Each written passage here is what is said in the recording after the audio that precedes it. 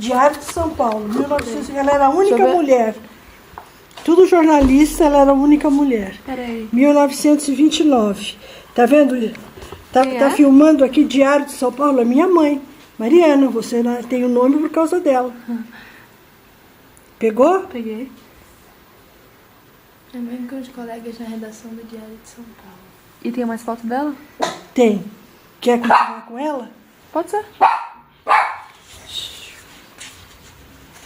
Tem ela numa passeata pelos direitos da mulher votarem. Em 1930, as mulheres ainda não votavam. Ah. Tá vendo? Tá vendo essa foto? E você decidiu ser jornalista por causa dela? Bom, eu cresci ouvindo ela falar de jornalismo. Então eu mas não tinha essa intenção imediata assim. Pronto, já. Então. E agora? Mas então por que você decidiu se tornar jornalista? Não, é o seguinte, eu me separei em 1975 com 2 filhos. E tinha que manter a casa e tal. E eu tinha uma grande amiga que trabalhava em jornal, chamava-se Agnes Roberta de Almeida. Ela trabalhava no jornal Notícias Populares, que nem não sei se existe. Ela tinha uma coluna sobre televisão, chamava-se A TV Está Assim. Então ela dava tudo isso que a gente lê em jornal sobre TV, ela dava essas notícias. E precisava de gente lá no jornal. E ela sabia que eu queria emprego, ela me ligou, falou, Lídia, estão querendo uma redatora aqui, uma jornal. Naquele tempo, você não precisava ter um diploma.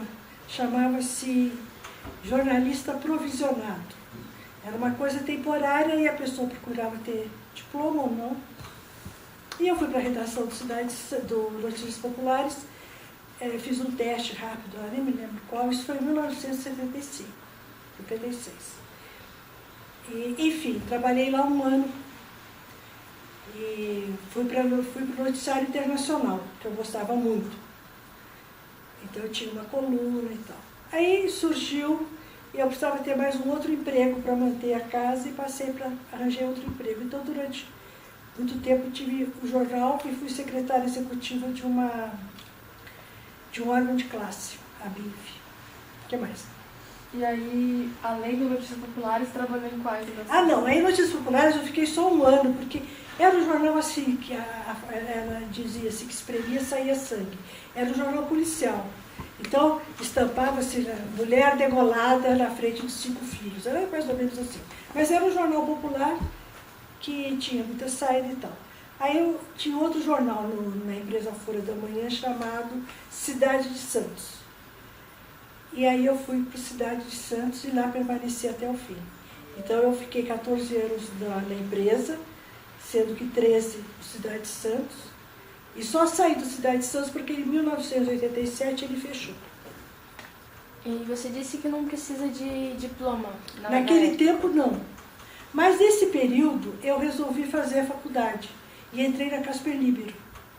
Porque eu falei, vai que mude a lei, vai que tenha algum problema, aí já começou. Aí eu entrei na faculdade, mas não terminei, fiz só 2 anos de Casper. No penúltimo ano era muito difícil eu assistir a aula, sendo que eu trabalhava em jornal, entendeu? Precisava ter muita força de vontade, porque era muito chato, eu já estava com 38 anos, entendeu? E naquele tempo, 38 anos era 60 hoje. Ao contrário. Então eu não achava que eu era muito mais velha, sabe? Enfrentar aquela molecada ali. E também achei que não havia necessidade e parei. E como é que era a proporção de homens e mulheres na redação? Pouquíssimas mulheres. Não como da minha mãe, que vocês viram que ela era única, mas a maioria era homem. Mas tínhamos algumas mulheres, nós seríamos umas 4 ou 5 mulheres, o resto eram homens. Numa proporção assim, 15 homens e 5 mulheres. Menos até a Vilma, Deise e eu. 4 mulheres e 16 homens, mais ou menos isso. E como é que era... Você tem alguma pergunta? Não pode falar. Gente, pergunte. Não, mas como era o dia a dia do trabalho? No jornal? É. Olha, a gente entrava tipo 7 horas da noite e saía 11 horas.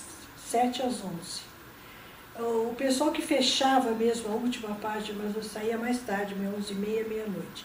como eu fazia também editoria internacional, então eu conseguia sair um pouquinho mais cedo porque às vezes o assunto era política, então tinha... Mas olha, vocês estão perguntando, vocês deviam perguntar coisa para quem saiu mais recente de jornal. Eu deixei o jornal, vocês não tinham nascido. Tinham, em 87? Não. Pois é. É uma distância muito longa. Por exemplo, a Andréia deve ter respondido melhor para vocês essas perguntas. Não, mas não é questão de responder melhor, pô. A gente vai comparar as duas respostas. Ah, bom. Então vamos lá. O que pode ser de diferente da... O que você acha que mudou tanto? Bom, primeiro informática.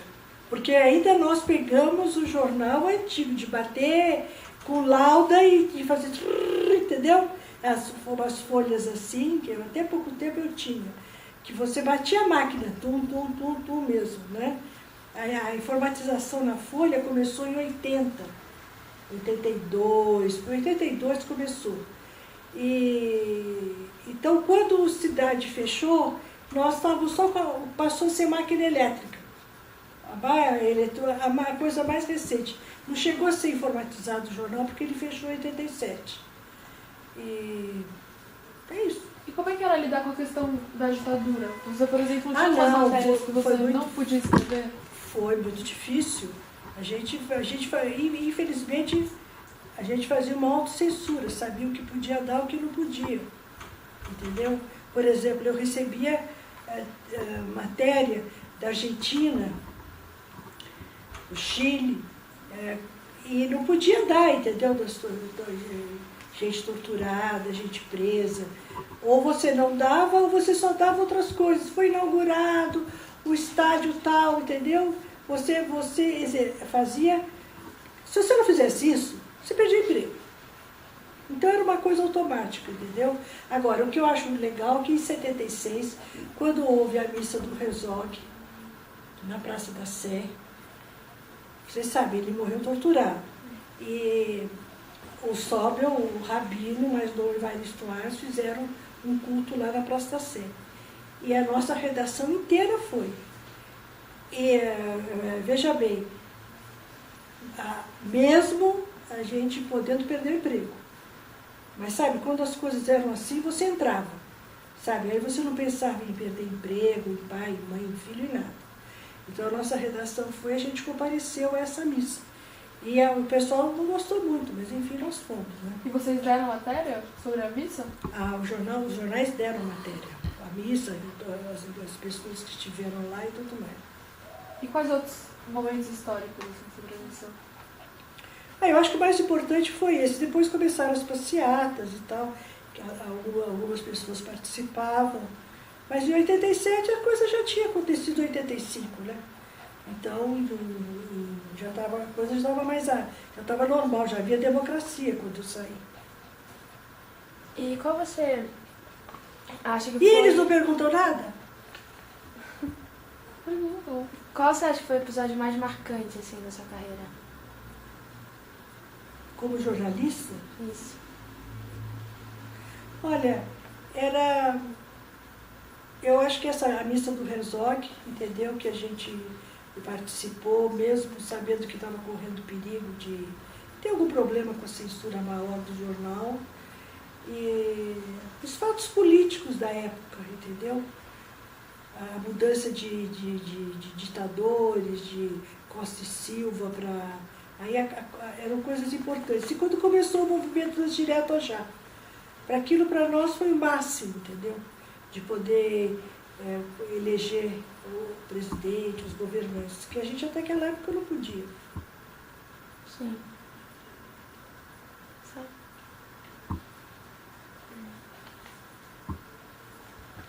Tinha uma pergunta que eu esqueci. Não, eu pensei na pergunta. Pode falar. Não, a pergunta que eu fiz foi agora. Os fatos marcantes, né? Sim. Ah, sim. Você falou que você trabalhava de 7 às 11. Isso. E o resto do dia? Como Então, era? tem uma associação da indústria de material fotográfico, chama-se ABINF. E eu trabalhei lá durante 20 anos como secretária executiva. No jornal eu fiquei 14, quando o jornal Fechou em 87, eu fiquei mais 3 anos até 1990. Quando foi 1990, eu fiz 50 anos. E no dia seguinte que eu fiz 50 anos, eu fui demitida.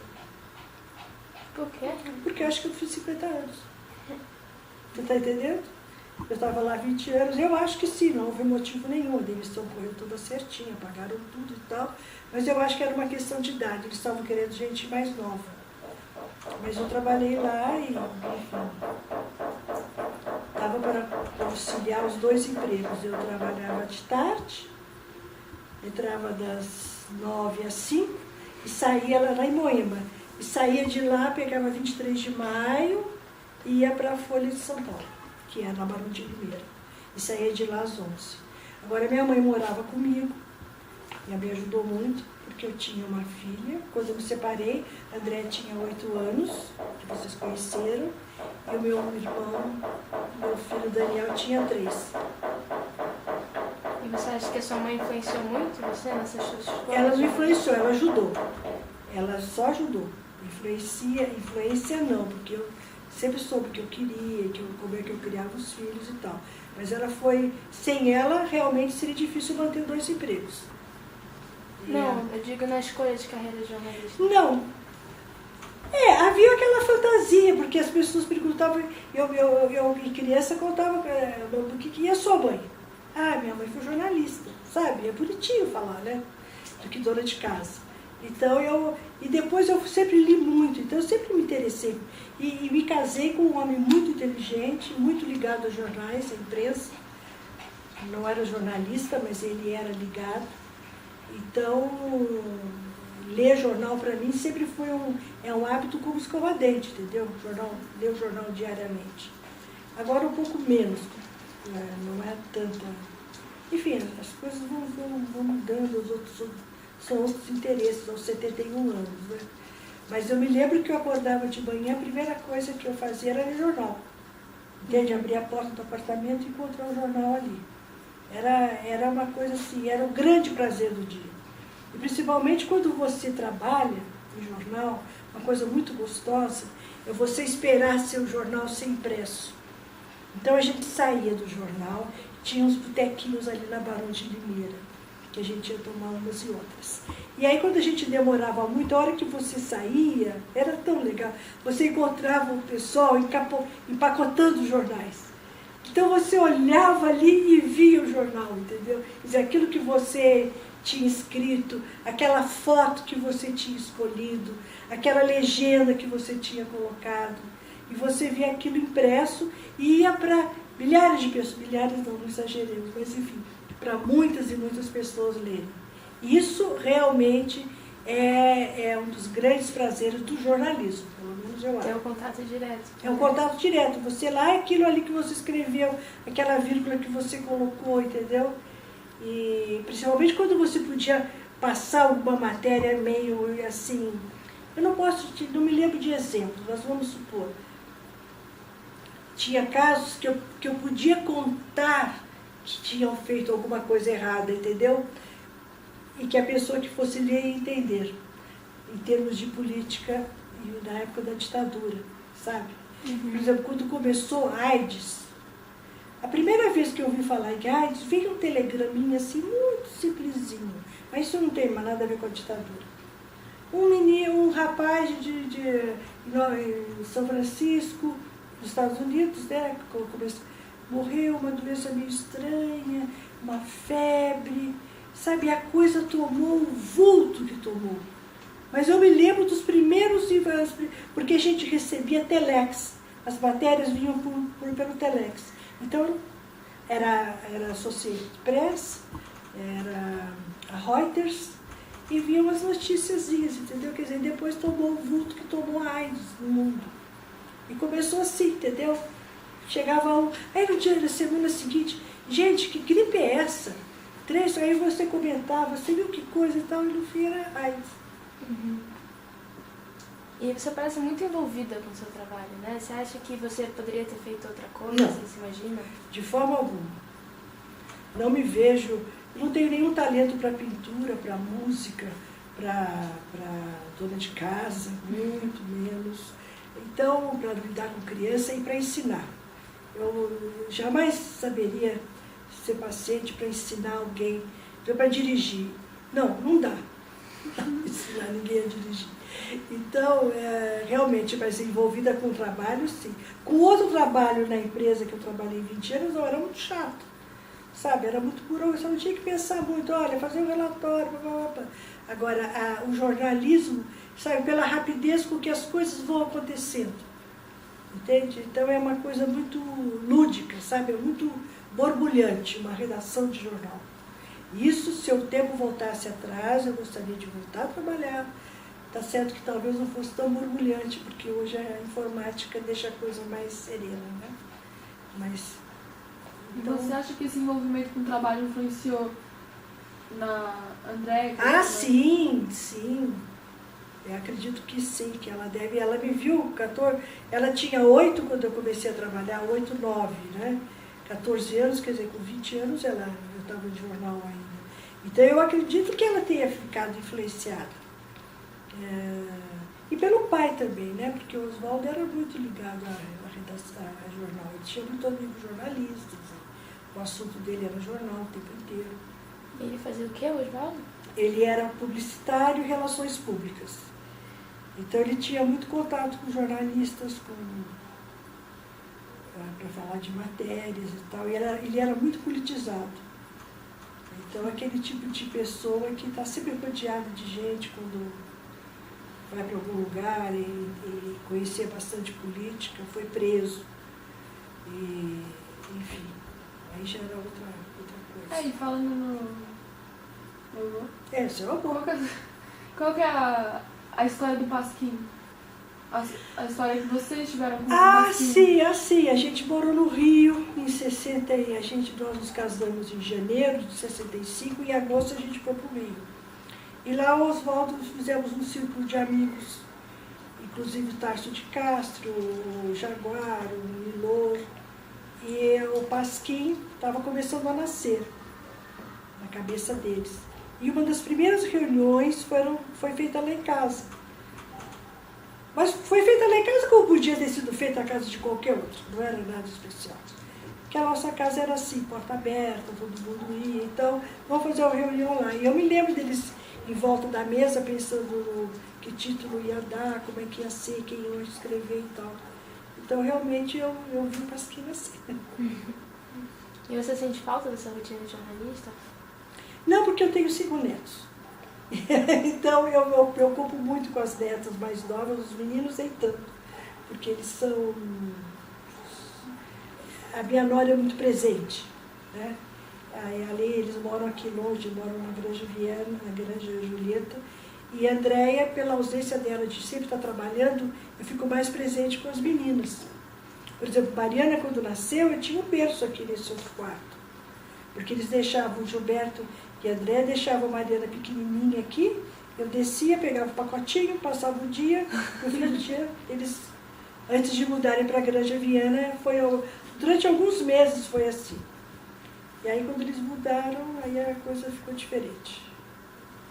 Mas tem alguma coisa que você mais sente falta da rotina ou não? De trabalho? Do dinheiro. E como é que era esse negócio de rotina? Era uma rotina muito... Jornalismo? pesada? Você gostava da rotina? Eu acho que sim, senão não teria permanecido tantos e tantos anos, né? Na BINF eu gostava, eu conhecia todo o pessoal e também trabalhava e sempre ganhei mais do que no jornal. O jornal sempre pagou muito pouco, sabe? Os grandes nomes ganham bem, mas a turminha ali do dia a dia ganhava, né? Então, por exemplo, vamos supor, se eu ganhasse R$2.000 no jornal, na BIF eu ganhava 4. Então, 4 e 2, 6 dá para equilibrar o orçamento familiar. E na BIF você fazia o quê? A BIF. Eu era secretária executiva. Sim. E como era? Era lidar com atas de reunião, muito relacionamento com o governo, enfim, um trabalho de escritório, como outro qualquer, entendeu? Cartinha do diretor, pedidos de Enfim, era um trabalho meio chatinho, mas enfim, ganhava-se bem e tinha muito tempo, dava tempo para você ler. Né, Carlito? O primeiro nome que eu dei para ele foi Berlioz. Mas daí ninguém sabia quem era Berlioz. Eu tinha que Quem é explicar. Berlioz? É um compositor francês de música, entendeu? E não é tão conhecido como outros tantos. E aí eu achei muito pedante, sabe? Aí eu dei Carlito. Carlito é mais comum, todo mundo sabe. O que mais vocês querem saber? E você falou que trabalhou como secretária executiva e como jornalista em jornal. Qual Isso. você gostava mais? Como jornalista. Jornalista. É. Você gostava mesmo então de ficar De escrevendo? jornal, lógico. Eu gostava mais do jornal do que do escritório. O trabalho do escritório é muito chato.